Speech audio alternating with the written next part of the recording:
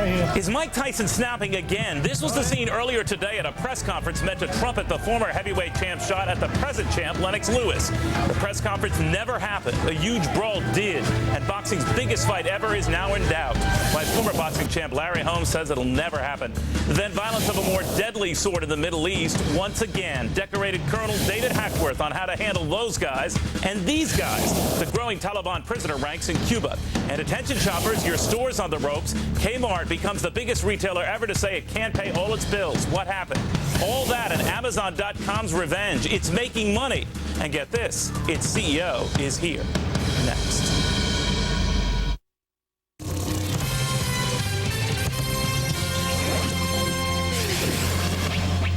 Good afternoon, everybody. I'm Jane Skinner. The Pentagon is fighting back against critics of our treatment of battlefield detainees from Afghanistan. Defense Chief Don Rumsfeld says the captives are being treated humanely in accordance with the Geneva Convention.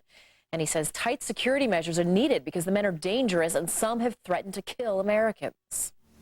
First, let me say that our troops are handling a tough assignment in a very professional and truly outstanding way. They're doing a first-rate job. The allegations that have been made by many from comfortable distance that the men and women in the U.S. Armed Forces are somehow not properly treating the detainees under their charge are just plain false. American Taliban John Walker is coming back to the United States. He's expected to arrive in the Washington area sometime tomorrow. Walker is to be tried in federal court in Northern Virginia. And another sign of life returning to somewhat normal in Afghanistan, video games. The games brought in from Pakistan have never been seen in Kandahar, the one-time power base of the Taliban. Also imported from Pakistan, CDs, videotapes, and DVDs. All had been banned by the Taliban regime. We'll have another update for you coming up in 30 minutes. But up next, Your World with Neil.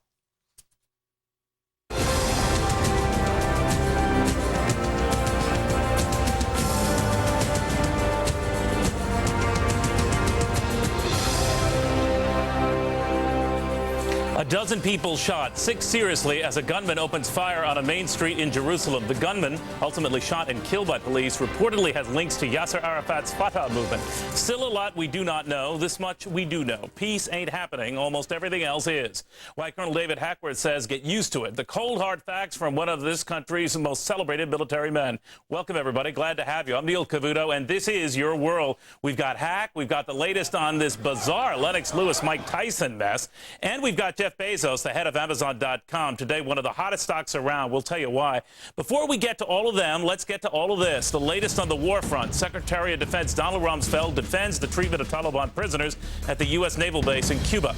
American Taliban John Walker begins his journey back to the United States. Another unmanned Predator spy plane crashes, this time in Pakistan. While on Wall Street, stocks start out strong but then fizzle as Kmart declares bankruptcy. Now to Jennifer Griffin on the latest wave of violence there. Jennifer? Neil, this particular block in downtown Jerusalem has been the site of so many terror attacks, it's really hard to describe it. It's one of the busiest streets in Jerusalem, and on the corner of the same street where this attack occurred today is the Sparrow Pizzeria. That was the site of one of the worst suicide bombings in Israel last summer. But today's attack happened just at rush hour. It was on the same street. A Palestinian wearing a long military coat emerged from a taxi, leveled his M16 assault rifle, and coolly started shooting at pedestrians in front of a cosmetic shop. He hit 2 women at a bus stop first, shouting Allahu Akbar, God is great, as he attacked. People cowered behind the counters of nearby stores, and civilians pulled out their private weapons, taking aim at the gunman. Some of them fired, but a policeman finally killed him. The battle lasted over 10 minutes. Dozens were wounded, but no one besides the gunman was killed, which is shocking considering all the bullets that were flying. The Al-Aqsa Brigades took responsibility. This is the same group affiliated with Yasser Arafat that attacked a 12-year-old girl's bat mitzvah party last week. Earlier today, the militant Islamic group Hamas declared all-out war on Israel after Israeli commandos killed 4 members of Hamas's military wing in Nablus, the same town where today's gunman was from. The 4 Hamas members were sleeping at the time in what the Israelis say was a bomb-making lab. What's worrisome, Neil, is the degree of cooperation and coordination that we're seeing between these various militias and the Hamas and Islamic Jihad groups. It used to be that Hamas and Islamic Jihad would send suicide bombers into Israel, and Arafat would go out of his way to disassociate himself from those attacks, even pretending to crack down on these groups. Now what we're seeing and what we're hearing is that there are meetings taking place between the various armed militias, and they're all planning attacks inside Israel. Israelis now are on pins and needles waiting for the next attack. We have a report just in that the Jerusalem police have a hot tip, an intelligence tip, saying that a suicide bomber tonight has already crossed into West Jerusalem, crossed the east-west Jerusalem divide, and now they're stopping cars, they're stopping people on the pedestrian mall in downtown Jerusalem, and they're very concerned that another suicide bomber may have slipped in. Neil? All right, Jennifer, be safe and be well yourself. Jennifer Griffin in Jerusalem. Well, Israel's response to terrorism is to crack down long and hard, yet the violence continues. Any lessons here? Let's ask Colonel David Hackworth. Colonel, good to see you as always. Hi. We'll never get rid of this, will we? War, terrorism, this kind of division amongst people? Probably not. You know, the Hatfields In the Middle and East, McCoys. it just continues and continues. You know, I mean, they demand Yasser Arafat come out with a statement to condemn this. So even if he condemns it half-hearted, some critics say, though it is, it goes on and on. Well, the Hatfields and McCoys in Kentucky solved it by killing each other. You know, they eliminated down to there was no one else. And as far as Israel, I see no other solution but the military solution. If you were the president of Israel and I were your general, I'd say, boss, let's go clean them out and buy 100 years. Because the more you give these guys any slack, the more they're going to come back and attack. And there's no other solution. It's the same thing as that Hatfields and McCoys.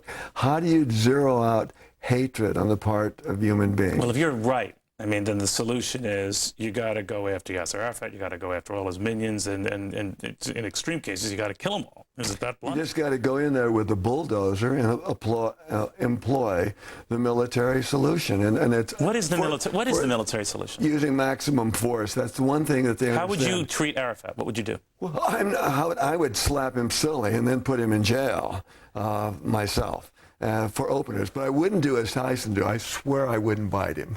All right, we won't go there. But let me get your bigger picture of all of this, because this comes at a time, obviously, we're still waging this expanded war campaign against terrorism in Afghanistan and throughout. Does this complicate our efforts, or is it just everyone realize, oh, this is just Israel and the Palestinians, just get used to it? Well, it's a continuing, bubbling volcano, and we've got them around the world. Look at India and Pakistan, I see that President Bush every day went into that office as this young black-haired boy, and now he's looking very much like Clinton. That's a job that puts age on you. So it's a balancing act, and the key to all of this is to stand strong and to have strength. And I'm a soldier, and I've seen war all my life. So the military solution is the last solution that a soldier advocates. But in the case of the situation in the Middle East, I see no other alternative. You got to stand strong and knock those guys silly. Okay, let's switch over half a world away to Cuba and Guantanamo Bay with all these Taliban prisoners. Now they get these world rights groups who are saying they're being mistreated. What do you say about this whole thing? Well, first of all, they are not soldiers. They're terrorists. They're not, according to any kind of Geneva regulations, they are, in the main, are being treated incredibly well. If you compare how our prisoners were treated by the Japanese in World War II, by the North Koreans in the Korean War, by the Vietnamese in the Vietnam War. These guys are in Club Caribbean. So what do you think when you hear people come out and say, oh, don't forget their rights and all that? What is the soldier? Well, what they're looking at is photos, and they don't understand the situation. They don't understand terrorism. They don't understand the kind of mentality that causes these people to wrap TNT around themselves and blow up. So you think left to their own devices, these guys would turn on their captors in a moment, right? They've already said they will. Right. They've already done a Mike Tyson on a guard on Sunday. These are the baddest hombres in the world. Let me tell you what they do. They lobbed off heads in Afghanistan and played soccer with them. They had a game which was, how do we keep this guy alive while we're torturing him? The guy that won the game was the one that could torture him the longest and keep him alive. They skinned people alive. They took people and a machete. Would you have brought them all the way here? Myself, I would probably use a more severe solution and not waste the transportation. So in other words, you would have killed them? Well, if they're as bad as they are, I would not waste a lot of time on them. And I think that we're doing the right thing. They are being given 3 good meals a day, medical attention, a lot of things that the people that were prisoners of war in Hanoi didn't have. All right. Colonel, always good seeing you. I always wonder how if you were sitting on a jury like with somebody just had a minor traffic offense, it would be brutal, right? I don't know. Okay. You know, when I was a little 15-year-old kid in Italy, I was with a submachine guarding German stormtroopers, and they were living in terrible conditions related to what these guys got in the Caribbean. Colonel, always a pleasure. Thank you very much. Yes, sir. Colonel David Hackworth. All right, well, straight ahead on this edition of Your World, 2,100 stores, $40 billion in revenue, and still not enough to keep Big K going. Molly Falconer, can Kmart survive? Well, it doesn't look likely. Will the answer to this question, what did Kmart do so wrong and the others do so right? The answer is coming up.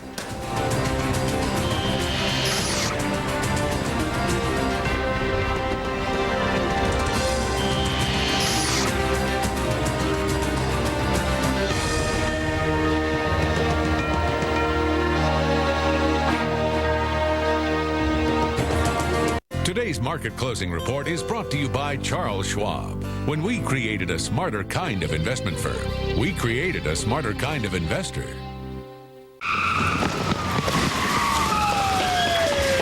We've got him now, partner. I call for backup. I put out an APB. Oh, and later, let's talk about tax smart strategies for rolling over your 401k.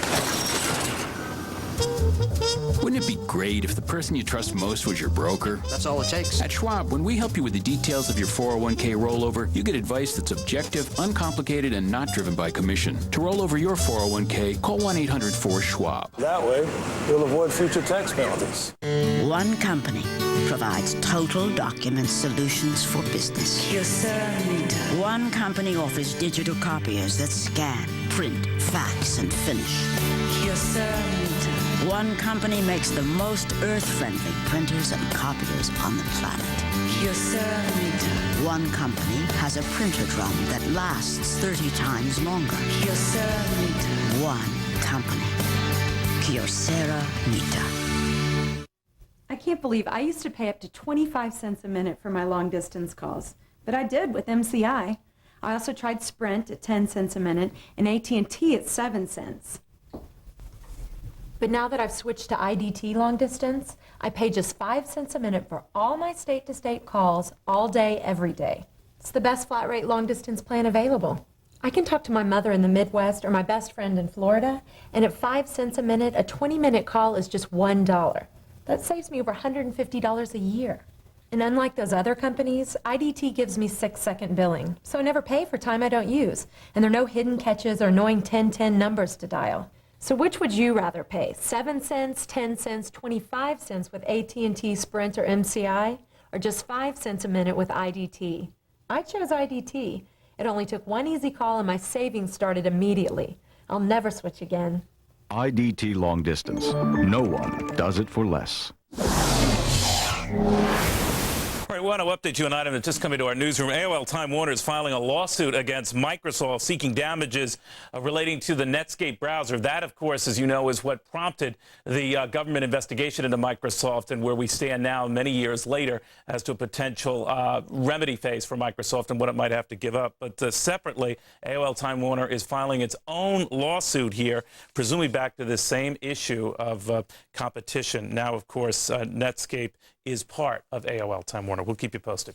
Meanwhile, attention Kmart shoppers, your store is on the ropes. The largest retailer turned most troubled retailer with the signing of a pen, a bankruptcy filing that has many wondering how an industry leader turned industry loser so fast. Our Molly Falconer on Kmart's fall from retail grace. Molly. Thanks, Neil. What did the Blue Light Special do over the holiday season while their stock plunged? So the answer is, what did they not do that others did?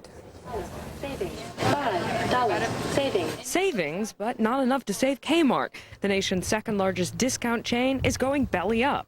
Even the old Blue Light Special, editions like Martha Stewart designs, models like Kathy Ireland didn't help. Analysts saying Kmart failed to give people a reason to buy from its huge list of products, from food to clothes. I think why Walmart and Target have done so well is that they have very clear marketing messages. Walmart is looked at as the price leader, Target is the fashion leader. That's what Wall Street says, and Main Street already knows it. Honestly, I don't really shop Kmart. This is like the upper class superstore now. So, I don't think Kmart has a chance anymore. Target has an aggressive fashion-oriented ad campaign.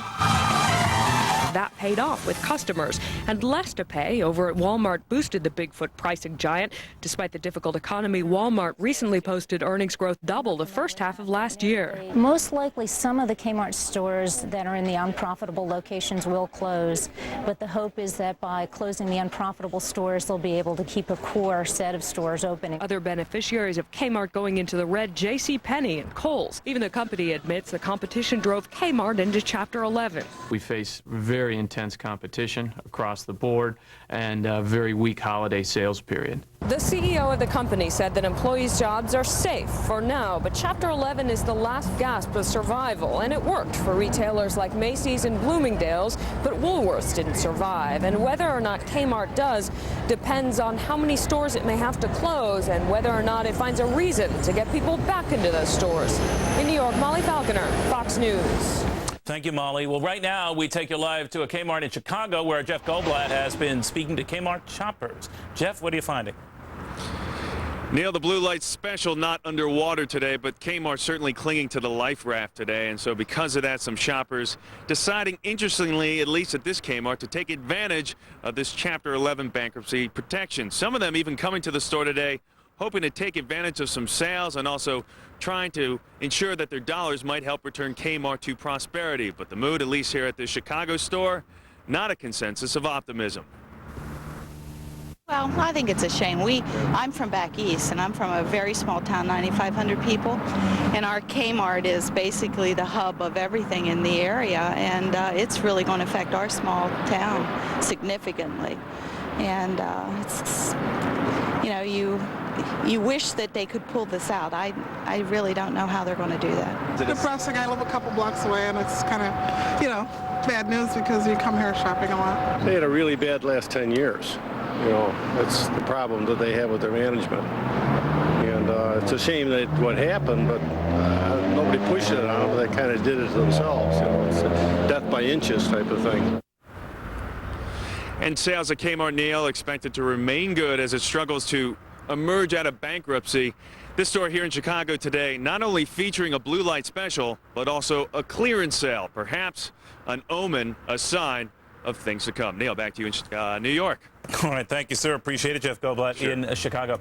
Well, a new chapter in the Kmart saga, Chapter 11, the nation's second biggest retailer, as we said, filing for bankruptcy protection today after avoiding the unavoidable. So can one of America's retail icons emerge from bankruptcy? My next guest really isn't that sure. He's Greg Kuhn. He is the general partner over at Thoroughbred Partners. So you think future doesn't look good? The Rain Man, Dustin Hoffman. He knew it 14 years ago, 1988. Kmart sucks. That's what he said. Yeah, well, of course, that was him, and that's a view. But there is another argument. So some companies do come out of bankruptcy, and okay, you're not confident Kmart will. No, not retailers, and especially when it comes to, now the other potential is a mega merger. You just don't see it historically in retailers. You know, Bradley's didn't do it, Service Merchandise. I mean, they're just tainted goods once they find themselves in this position. Either they're going to have to turn themselves out of this, or it's just not going to happen. What happened? They just, you know, let me just give you a simple equation here. I asked my wife Christmas time, where do I go to get Christmas balls? She sends me to Target. I asked my 5-year-old daughter, you know, what's her favorite store? Walmart. You know, what happened with Kmart? It's, you know, I went in, let me give you another example. I went into Kmart, maybe a year ago, looked for some paint in the Martha Stewart section.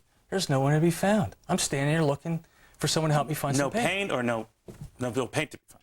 No paint to be found. Well, no one to be found. I thought you were looking for Martha or something. The paint was there, but there's no one there to help me. I go to Home Depot, for example, a week ago to get a snowblower, and some guy that's not even in that department comes over and wants to help me. Yeah. Well, let's talk about, you like the Walmarts, the Targets, the Kohl's. You like these guys. You say they're the survivors. Why in Target's case?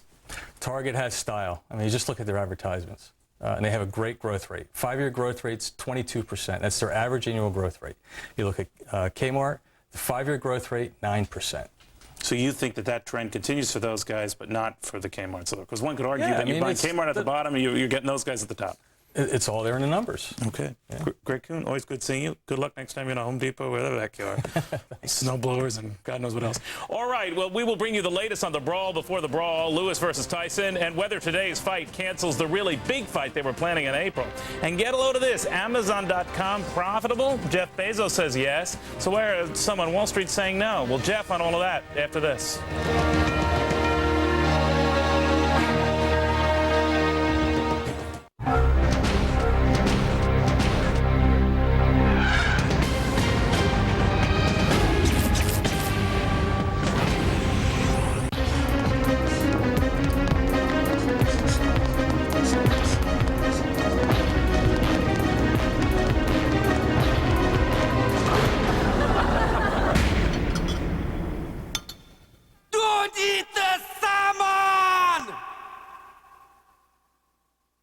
Are you getting your market information a little late? Daytech. Built to trade. Let's get that home equity loan. It's the Hendersons. Get him a great deal.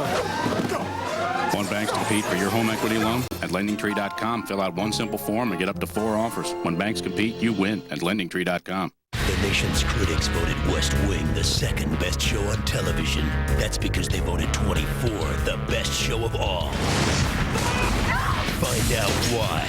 Catch an original episode of 24 tonight on Fox. Next February, we've got the home snow.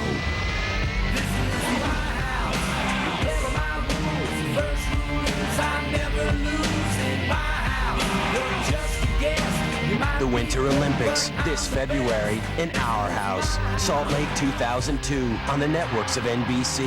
AT&T Broadband is a proud partner of the Olympic Winter Games, bringing complete NBC coverage to your house on AT&T Cable. We wanted to take a moment to thank you for being an AT&T Broadband customer. You've made the right choice. With the most local channels available, not just a few, 1,400 employees here to serve you at your home and on the phone, and we're part of our community, whether it's volunteering at church, donating $100,000 to our schools, or sponsoring the 4th of July fireworks. While we have national strength, AT&T Broadband is Oregon and Southwest Washington's broadband cable service, and we love being here. Thanks for your business.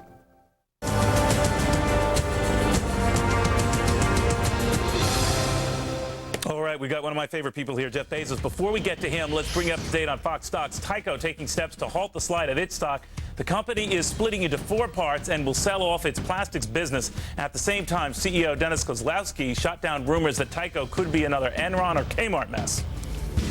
I have not resigned. We have minimum exposure to Kmart. We have minimum exposure to Enron. We're not buying Honeywell. Argentina is not an issue for us. We know of no SEC investigation of Tyco, and on and on. We have no liquidity crisis. That took care of that laundry list. Anyway, those rumors have taken Tyco stock down about 18% just since late December. Bank of America booking profits despite some Enron losses. Profits jumping 49%, beating estimates as lower interest rates lifted its credit card business. This despite a $231 million hit from Enron. And the paper chase is over. Willamette Industries is being bought by Warehouse with a price tag a little bit more than $6 billion. Merck making money in the latest quarter. Profits climbing 5% and right in line with estimates as cost-cutting offset sluggish sales of its blockbuster arthritis drug Vioxx. And Viacom remains under pressure, this amid growing speculation that a rift is developing between CEO Sumner Redstone and President Mel Karmazin. When both men joined forces in 1999 with Viacom's purchase of CBS, I asked them if control would be an issue. we'll run this as partners, which is exactly the way I ran Viacom. I considered our people my partners in running the company. We ran it together. And but we you have control the voting stock, don't you? I control this interview, too, to a certain extent. So let me say this. Mel and I are the same. Our job, we want to grow revenues. We want to grow the bottom line. We want to make the people the stockholders, put confidence in CBS and in Viacom, we're going to make them happy. We have the same motivation. Neil, the voting stock issue is absolutely fact, okay? But it's a prenuptial agreement. All right, well, at the time, Redstone said that he was at the top of his game and had no plans to leave anytime soon. Karmazin said that he would renew his contract only if Viacom stock topped $100 a share. The stock right now is trading at under $39 a share, costing Redstone close to $6.5 billion since August of 2000. Mel is also out millions of dollars. By the way, we did try to call Viacom today for comment. We got no response. Well, Amazon.com stock up more than 20% today. The reason? It is making money, reporting operating profit for the last quarter, something once thought unattainable, even unthinkable. So how does company honcho Jeff Bezos feel about all of this? Well, let's ask him. Jeff, good to have you back. Happy New Year. Nice to be here. Thanks, Neil. Apparently you had a very strong holiday season, huh? We had a great Q4. We're incredibly proud of it. And what really drove it was lower prices for customers. You know, we took some dramatic price action, books over $20, 30% off. We've always had low prices, but pushing that a little further really had a big impact on our results. It's interesting, too. You had been always arguing, I have to build up mass, I'm paraphrasing here, in order to eventually be profitable, so people were criticizing you. Do you find it ironic that now some business journalists are coming back at you and saying, but now all of a sudden that theory is flawed. You have to build up more mass. You're becoming profitable too soon. It's hurting you. Well, the way we got here today, it took 6 years, and what we did was we focused relentlessly on every element of the customer experience, and we just fundamentally believe that's what matters. Low price is part of that, selection is part of that, making things easily available is part of that, and that's what we've tried to do. Does it bug you that some look at you, though, as an Enron in the making? I don't mean to besmirch you, but that the way you account for those sales and the way you sell some things is essentially at a loss, that you can't keep that going. I think Barron's had called it like a Ponzi scheme. You can't keep that going. Well, you know, we've always had lots of supporters and we've always had lots of critics. And the good news is even our critics have been our customers. Yeah. So we've always felt good about what we were doing and staying true to our But there is this vision. large short position in your stock. Obviously, people just hope and praying for you to... Sure. There's always been, you know, for whatever reason, a very controversial stock, but not Does that annoy you? There's always this blood rush to get you. One of the things that we do is we take a very long-term time horizon. And we're always very clear about that, and we always have been. But that does put us at odds with some people who would have us pursue a shorter-term strategy. We're doing it again. Yeah. This quarter, effective today, we are introducing a thing called Super Saver Shipping, which is free on orders over $99. It's going to be very expensive for the company. It's a big deal. It's obviously great for customers. But again, it's an investment in the short term, and it'll pay dividends in the long term. The DVDs, which are a strong part of your business, Harry Potter books, a strong part of your business. Now, I should disclose people. I ordered a lot from you this past season. Apparently, I was not alone. But there's this view that the convenience, ultimately, you need even more of a menu. How do you tell people I've got enough of a menu as it is? Well, I think that every time you can layer on something to your customer experience. So if you can add selection, you're helping your customers. If you can add convenience, you're helping your customers. If you can lower prices even further, you're helping your customers. And if you put all those things together, that's the menu that makes for a large, important company that ultimately has sustainable, growing cash flow. Profitable this year? We're going for operating cash flow this year, and then beyond that, it'll be sustainable, growing, free cash flow. Jeff Bezos, always a pleasure. Thank you. Thank you very much. Thanks, Neil. Jeff, by the way, was staying at the same hotel as this Mike Tyson thing today. What a mess. You're not supposed to bite your opponents, right? I was looking to protect what I have and to achieve some modest growth. I knew I lacked investment skills, and I knew I needed professional assistance. Prudential gave me a good feeling that this guy or these people don't have an agenda of their own. There's a lot that I don't understand, but that's where I really lean more heavily on my advisor at Prudential. I'm impressed by their thoroughness, and I'm impressed by their detail. I think I found the right people. You can't see them, but they're down deep in your carpet. Dust mites munching away, wreaking havoc on your sinuses and allergies. But now, the free lunch is over. Introducing the Eureka Whirlwind Ultra. Possibly the best vacuum ever. Possibly the best equipped vacuum. Definitely the best upright vacuum against dust mites and other allergens. Only Eureka uprights have true HEPA sealed filtration. Lab results prove that Eureka Whirlwind Ultra traps up to 5,000 times more particles than the competition. And power, possibly the best suction the world has ever seen. The Whirlwind Ultra just devours dirt. Double the cyclonic action of our other bagless models. 4-stage true HEPA sealed filtration to trap even the smallest bugs. And the ultra suction power to pick up the big ones too. All this for 5 monthly payments of $79.99 plus shipping and handling. Act now and get a powerful turbo nozzle and extra HEPA filter free. Call toll-free now for the most powerful clean you'll ever see. This weekend, for the first time in months, Vice President Dick Cheney speaks out. From battling terror in Afghanistan and mounting tensions with Iraq to rallying an embattled economy at home. As our nation moves forward, where do we stand? A candid and revealing interview with Vice President Dick Cheney on Fox News Sunday. Check your local listings. Tonight, fair and balanced news on the big issues that shape your life on The Big Story with John Gibson. Tonight on Fox News Channel. We report, you decide.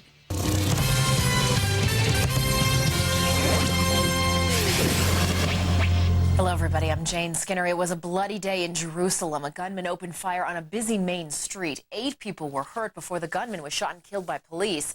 Police say he belongs to a group with links to the Fatah movement of Palestinian leader Yasser Arafat. Well, President Bush tried to energize Congress today. He took his energy and economic messages to the West Virginia coal country. The president said Congress should pass his economic plan to create more jobs. And he said the country needs an energy plan to help fuel the economy. Jobs depend on affordable energy.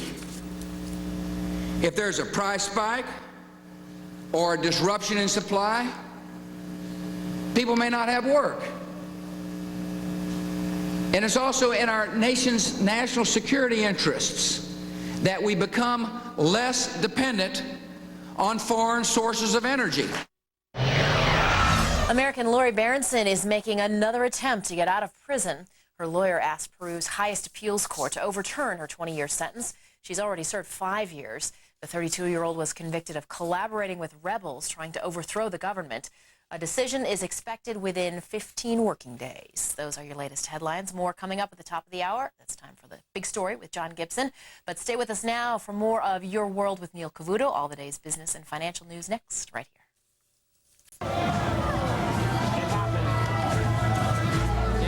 That's right, the brawl before the brawl, when all hell broke loose. We've got the story behind the biggest bout in boxing history that might not come to pass. Welcome, everybody. I'm Neil Cavuto. More worries for Wall Street, more selling by Main Street, the Dow dropping 58 points, the NASDAQ losing 47 points. It's D-Day, meanwhile, for Kmart. The struggling discount retailer files for bankruptcy protection. And more troubles for Enron. Shredded documents are removed from Enron's headquarters as the FBI is brought in to investigate. Well, Mike Tyson strikes again. Literally, get this, the ex-champ taking a cheap shot at rival Lennox Lewis at a New York press conference today. Our Brian Kilmeade was there.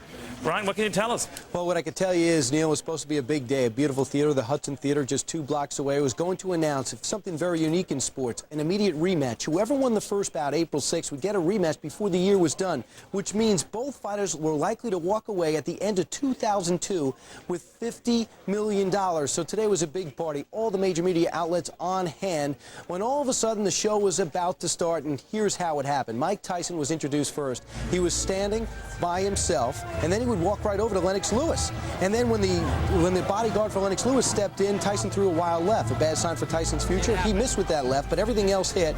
People's bodies started flying everywhere. This brawl started picking up an intensity as it progressed. Now, in that somehow, Lennox Lewis, according to some, would land a blow that would cut Mike Tyson's head. Evidently, he missed the shot, got hit the top of Mike Tyson's head with his rings or with his watch. Now, Tyson's somewhere in the middle there, and there I am getting myself in trouble. There in the middle there, you'll see Mike Tyson somehow is biting, yes, you've heard this before, biting the leg of Lennox Lewis. When Lennox Lewis would emerge, he'd have no shoe, no sock, and go, "This guy bit me. I cannot believe he bit me." So thick was this melee that they went at it twice, were unable to separate it. Meanwhile, the future of both these bouts are very much in jeopardy.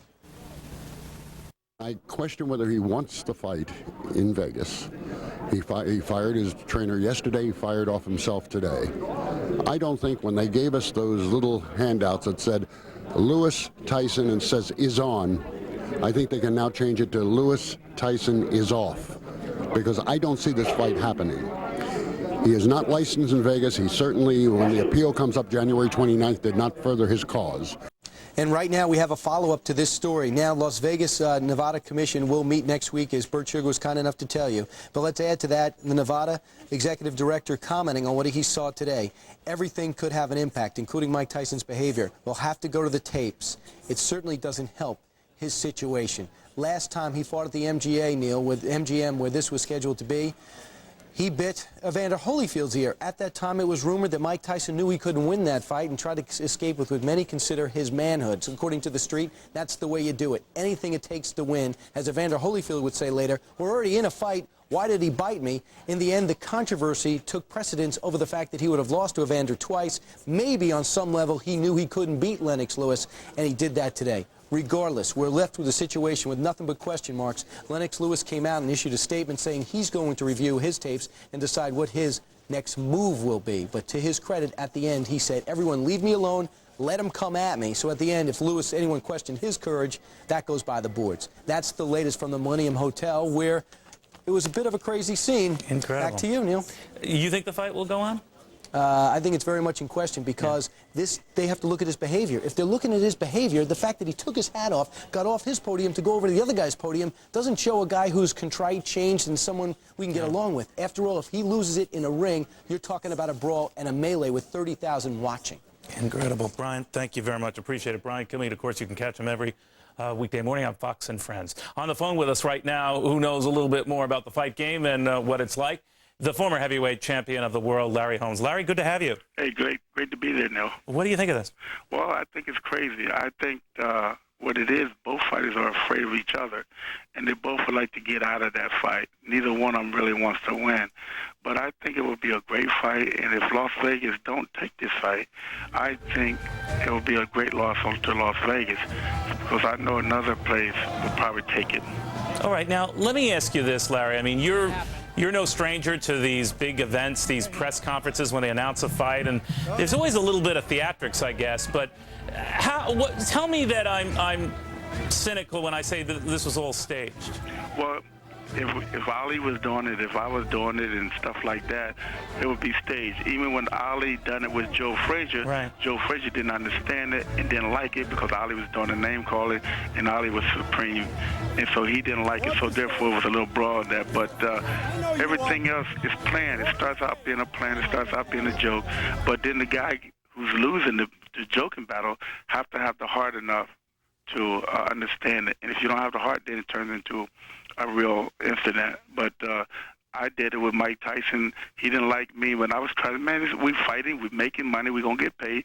You win or I win, and we'll be happy. Do you think that Tyson really can walk away from a payday like this, though, for whatever reason? Yeah, he would do it because he has money. He'll walk away from a payday like this, and because he's doing it now by starting a fight with Lennox Lewis. One of these guys should have had the guts enough to walk away. Lennox Lewis should have walked away and let Mike do all the talking he wanted, sat down in his seat and let Mike holler. Mike Tyson should have done the same thing. But apparently they don't have no one around them to tell him to do that. Let him talk. Let him say what he wants. He's talking because he's afraid. And he could have promoted that as he was being afraid. That's why he was doing a lot of talking. Larry, if this fight doesn't come to pass, I mean, is there any similar fight that you can think of or a matchup that would command this kind of money, $50 million, that sort of? No, I don't think so. And I tell you what, I don't even watch the fights no more if I don't really know the guys, because most of the guys in the heavyweight division were not good fighters. This is why at age 52, I still can whoop a lot of those guys out there. And everybody is more glamoring to the little guys in the lower weight classes. But Mike Tyson is really making a fool out of himself. Lennox Lewis is making a fool out of himself for going along with it, because he can easily walk away. If you got two guys going to fight, one guy got to be man enough to say, you go ahead, you do it, I'm going to walk away. Yeah, Larry, finally, you were one of the longest heavyweight champions in history. Second, I believe, only to Joe Louis. Are you a little saddened when you see a day like this? Yeah, that's why I don't watch boxing that much anymore, because it takes away from it. I don't want people to think that Larry Holmes is a bully and goes around saying anything he wants to say. I learned my lesson when I said Marciano couldn't carry my jockstrap. That hurted people a lot, and I was just saying it just to be saying it because of, just to let the people know I'm a great fighter too, but it was no slang against that. But I regret saying that. So, these guys got to regret what they're saying, maybe not today, tomorrow, but down the road. Yeah, but Larry, I never remember you biting anybody. No, man. I kept my mouthpiece in and ready to go. Larry, always a pleasure. Thank you so much. Neil, thank you. All right, Larry Holmes in Easton, Pennsylvania. Well, bail out Enron. Why my next guest says it isn't such a bad idea. Terry Keenan on all of this shredding. Terry. Neil, the plot thickens as the FBI moves into Enron headquarters to stop the shredding.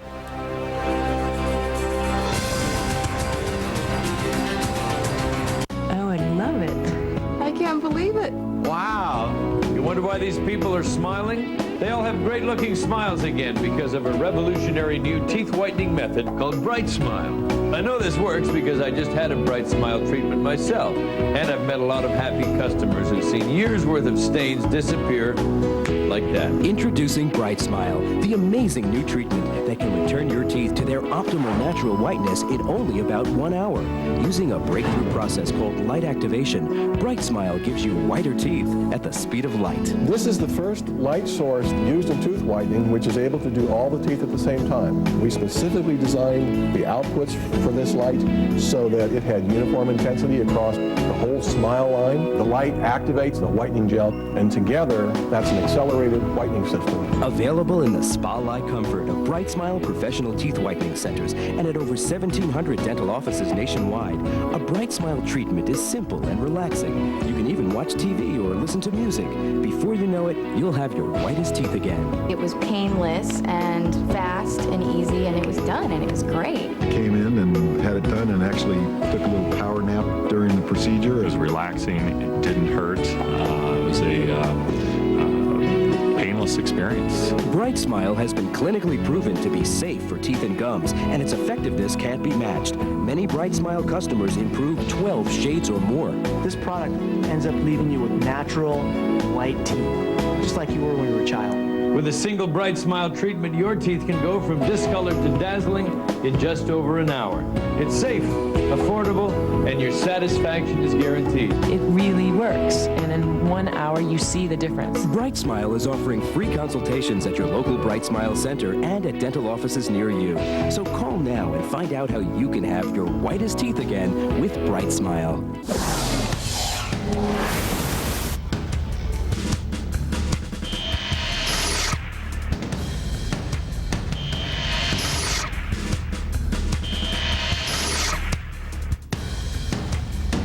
Welcome back. We already know about Arthur Andersen's shredding of documents, but now Enron's own employees are accused of shredding by Enron's own. Now, senior correspondent Terry Keenan joins me from the NASDAQ market site with more on that. Terry.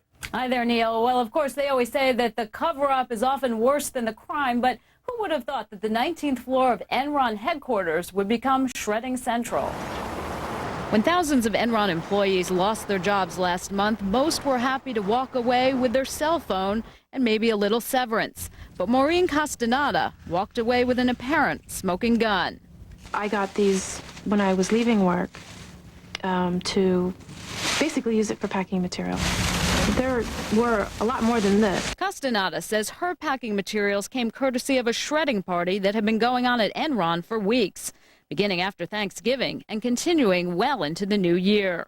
Among the shreds she found, a reference to Jedi, one of the questionable Enron partnerships inspired by the movie Star Wars. Today, the FBI swarmed all over Enron headquarters to make sure the party was over.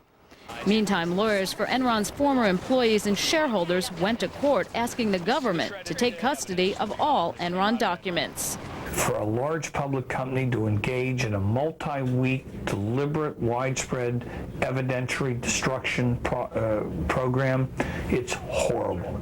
It's also fodder for an investigation that will go public for the first time this week as Congress kicks off 2 key hearings into the Enron debacle. The House focusing on the destruction of Enron documents, while Senator Joseph Lieberman's Governmental Affairs Committee looks at the failure of regulators to prevent the Enron disaster. This as the paper trail in the biggest bankruptcy in U.S. history becomes increasingly tattered. And no surprise, congressional investigators are apparently having some trouble getting some key people to talk. Several representatives saying today that they would subpoena witnesses if necessary. Neil. All right, Terry, thank you very much. Terry Keenan at the NASDAQ market site on the Enron mess. She'll be on top of that throughout the week. Congressional investigations ahead and plenty to talk about. But should the government bail out the Enron employees who've lost their life savings? Let's say it's Vermont's independent Congressman Bernie Sanders, who joins us now from Burlington, Vermont. Congressman, thank you for coming. My pleasure, Neil. Should we bail them out? No.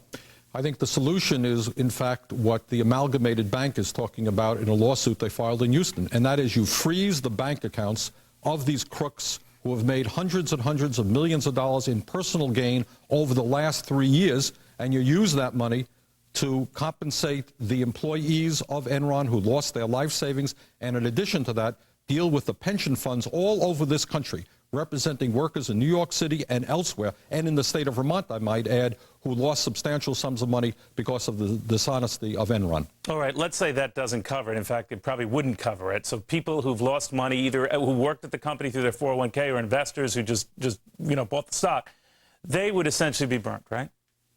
Well, I don't know what you can do to protect every individual, of whom there are probably millions, who lost substantial sums of money. The federal government, in my view, is spending too much money bailing out CEOs and large corporations right now. I don't know that we're in the business of protecting everybody who lost money. I think the real focus has got to be go after the crooks who made huge sums of money through dishonest activity and make sure that they compensate to as great a degree as possible those people who are negatively impacted by their actions. But you know, Congress, it's interesting. We do have a history of bailing out like hedge funds, like we did at long-term credit capital. We've done this in the past. You're arguing Enron is not the kind of case you do that for, right? Well, it turns out, ironically, that who we end up bailing out are large multinational corporations who are too big to fail and need the help of the government. I think that's a bad practice to get into. One of the interesting points that hasn't gotten a lot of publicity, Neil, is the role of OPIC in financing an Enron deal in India, which may end up costing the taxpayers of this country hundreds and hundreds of millions of dollars. I think the lesson to be learned about bailouts is that corporate America and people who make substantial sums of money need not be bailed out by the middle class of this country. Still, there are a lot of people who are hurting who say that the government should do something to help them. What say you?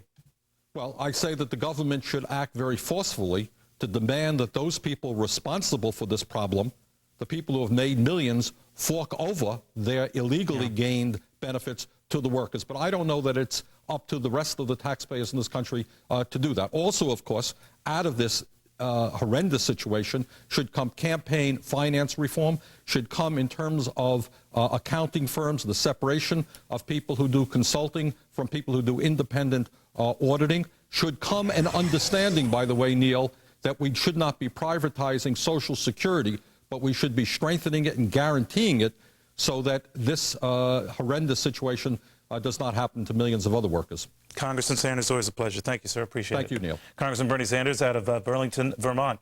All right, well, Tiger can sell Nike stuff. Can Tiger sell Nike golf clubs, too? Why Nike is betting big time that he can and that he will after this.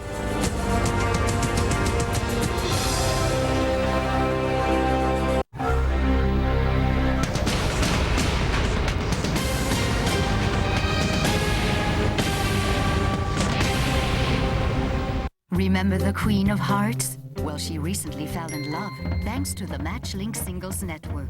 Yes, she found her perfect match without having to browse through hundreds of ads. Now they do everything together. Sledding in the park, cuddling by a warm, cozy fire. They even went on a romantic vacation together. Yes, another happy ending. And your love life can have one too. The MatchLink Singles Network. It's safe, confidential, and enrollment is free. Take me fishing and show me how to drive the boat. Take me fishing, so we'll always have something in common. Take me fishing, because my wedding will be sooner than you think.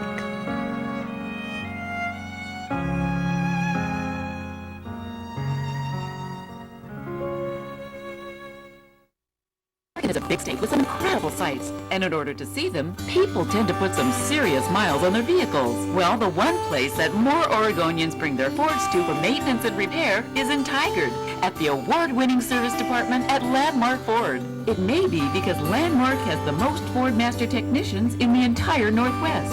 Or it may just be because of the way you're treated. At the award-winning service department at Landmark Ford. We're just off I-5 at the Haines Street exit. AT&T Broadband keeps you connected with programming, offers, and more. Look what we're bringing you this month. Experience the E-True Hollywood Story Bon Voyage Sweepstakes, and you could be sailing to an exotic destination. Enter to win a 7-night cruise, complete with round-trip airfare, spending money, and more. To enter, send a 3x5 postcard to the address below. The E-True Hollywood Story Bon Voyage Sweepstakes, sponsored by E! Entertainment Television and AT&T Broadband. AT&T Broadband. We're keeping you connected.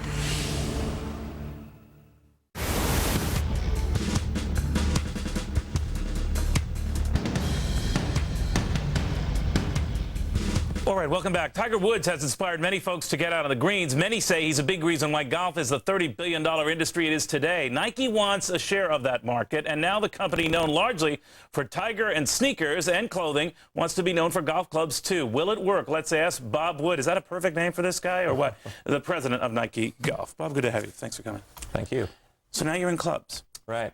Yeah, we've been making golf product for 15 years, and we came into the ball market in 1999, and in the year 2000, Tiger changed to our ball. And the equipment business is really kind of the heart of the golf business, right. And that sort of has enabled us to grow a lot faster than we were, and we've been growing over 50%.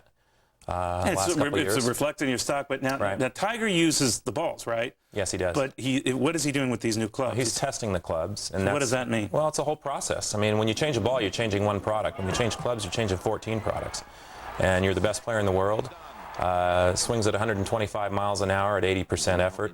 I mean, it takes time. I mean, it takes a lot of time. So what if you go through all this hullabaloo and he says, you know what, no offense, I just don't like these things. We're confident that we can make a great product. We've already, switched David Duvall. How are you helping the process along? You going to give him like $1 zillion? No, I mean, it's not really about money. When you make the kind of money that the top players in the world do with the money that they're playing for these days, with the TV money and the purse money, right. They're really not going to change the equipment that they make. Sure, but Bob, let's be real here. I mean, if all of a sudden, he's trying these clubs out and comes back to you and says, you know what, I want to stick with my Pings or Callaways, whatever he's using, and that's a big shot for you, isn't it? Sure. Well, I mean, we're launching the clubs without him right now, and the demand that we have is unprecedented. So there might be spillover just from his name, right? That he's associated with Nike, and whether he uses these associated with us. Absolutely. And so I think there's probably a lot of people out there right now that think that he's already using the clubs. Yeah. So that's what might benefit you, right? Just the association. Well, we have a very close relationship with Tiger, and we're sure that we'll get every shot to make a product that he can use.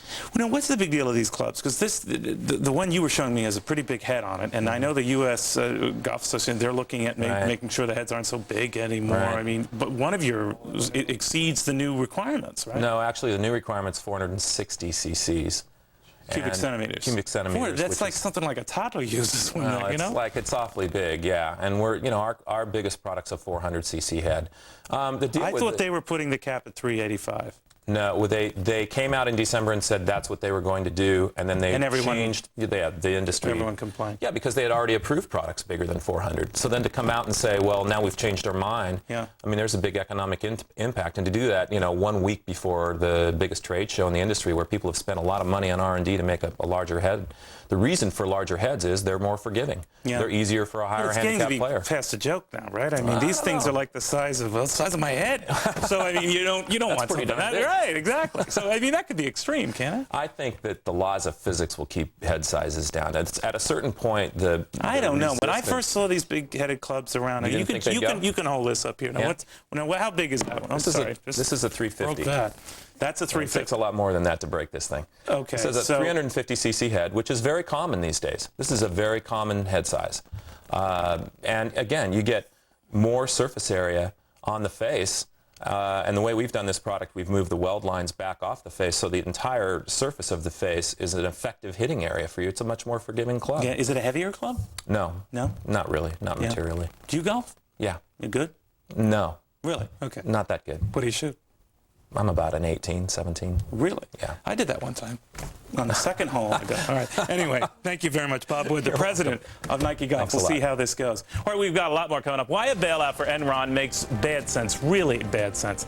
Stick around. Some interesting letters, some interesting views after this.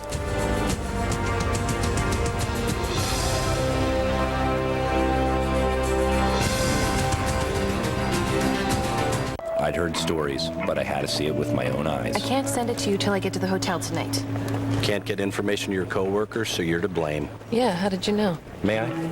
You need the Sprint PCS Clear Wireless Workplace. Most advanced wireless package customized for your company. On the only all-digital, all-PCS nationwide network built from the ground up. It'll clear up that forehead thing. Thanks. Excuse me, ma'am. Duty calls.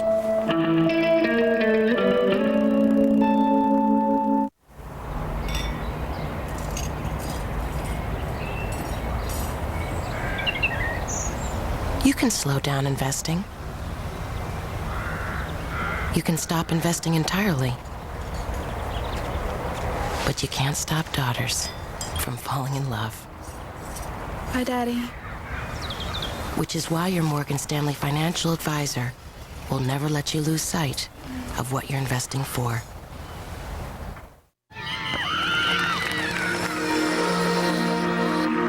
Low interest or high pollen? If you're one of millions who suffer from seasonal allergies, you may need Allegra. Only Allegra has fexofenadine, an exclusive allergy-fighting ingredient that gives you long-lasting 24-hour relief without causing drowsiness. For people 12 and older, side effects are low and may include headache, cold, or back pain. Talk to your doctor today about allergies and free Allegra samples. Once daily Allegra. Real relief for real living. Tonight, fair and balanced news on the big issues that shape your life on The Big Story with John Gibson. Tonight on Fox News Channel. We report, you decide. Tonight on the Fox News Channel. So your news, fair and balanced, what do you think? The most trusted. I don't need to know the excuses, the background, the history. I don't really care about that. The most respected. How dare you? This is absolute madness. The most watched. The #1 primetime on cable, it is. The Fox News Channel. We report, you decide.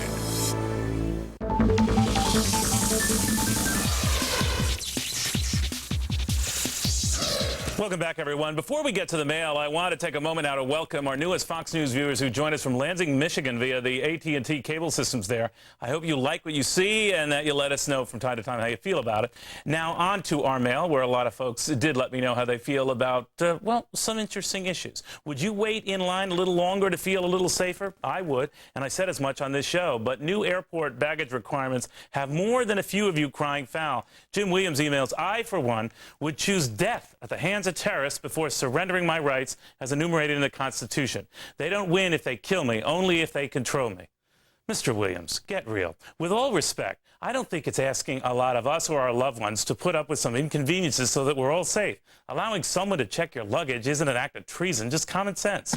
On the Enron mess, Todd Bennett, Winterville, North Carolina. Damn, I really used to respect your opinion, but I just can't believe you feel that investors are responsible for losing their money in a company that reports false information as fact.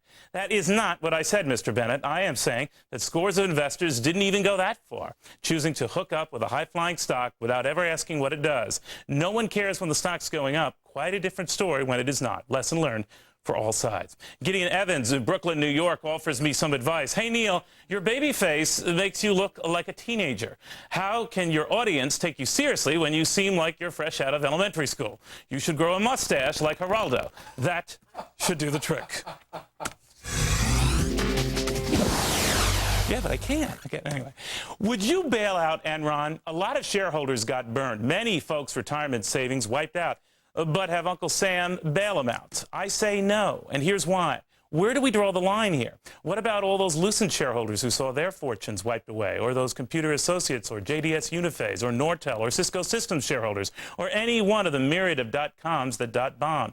Do we bail them out too? It is a slippery slope, my friends. Look, we all feel bad for people who got burnt in this thing. They will never be made whole. You know, perhaps a company that takes over some of Enron's businesses can pay them back in part. But we all know it will not be enough. The problem with having Uncle Sam step in here is that he's got to step in everywhere. There are no guarantees in the investment world, no saints in all boardrooms. Chicanery happens. Some of it we see, some of it we do not see. But this much I do see.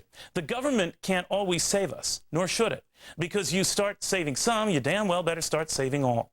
Then investing itself, business itself, isn't about risk, it's about protection. And in the end, it is about socialism. Someone will be there to cushion the blow. Oh, if that were true. You know, capitalism is about making money and losing money. Hopefully honestly, sometimes painfully dishonestly.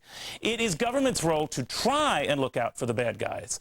It is not the government's role to make whole the good guys who fell prey to them. This isn't about tough luck, my friends. It is about tough love. All right, we got a big show coming for you tomorrow. I'll be talking to the big brass from Sandals, Sunoco, also Sun Microsystems, Scott McNeely, the NHL's Gary Bettman. They're all here. And oh, yes, Boeing, Phil Condit will be here as well. Maybe a few surprises for you as well. And don't forget, we'd love to hear from you. You can write to us at Your World. Drop us an email. The address is cavuto@foxnews.com, including all you new folks in Lansing, Michigan. Good or bad, we'd love to hear from you. But particularly the bad ones, when you put a name and town to it, it shows me you've got guts. It hurts, but you've got guts. Good night.